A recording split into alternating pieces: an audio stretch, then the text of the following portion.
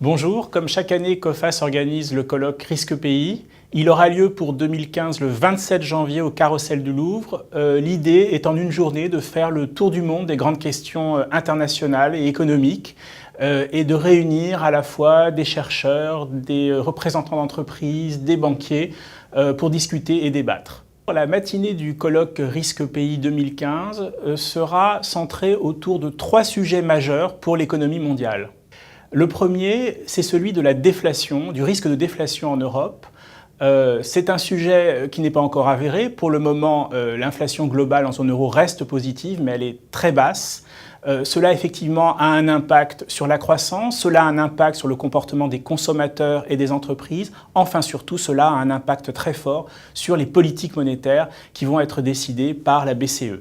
Ce sont des sujets macroéconomiques essentiels, alors que peut-être on se dirige vers ce que maintenant les économistes appellent une stagnation séculaire, c'est-à-dire une croissance faible à la japonaise à long terme. Et c'est ce sujet qui sera traité en avant-propos du colloque 2015. Ensuite, nous organiserons une table ronde sur un autre sujet très important, celui des PME en Europe. Il faut se rappeler que les PME en Europe, c'est quasiment un tiers de l'emploi, un tiers de la valeur ajoutée. Donc ces PME ont un rôle absolument extraordinaire dans la croissance et en même temps, elles ont été les premières victimes de la crise. On voit par exemple qu'en France, elles sont surreprésentées dans les défaillances d'entreprises. Donc ces PME vont être clés dans la reprise actuelle. Et pour traiter du sujet des PME, nous allons bien sûr faire parler des économistes, faire parler des personnes du système financier, mais aussi et surtout des représentants de PME, à la fois françaises mais aussi étrangères.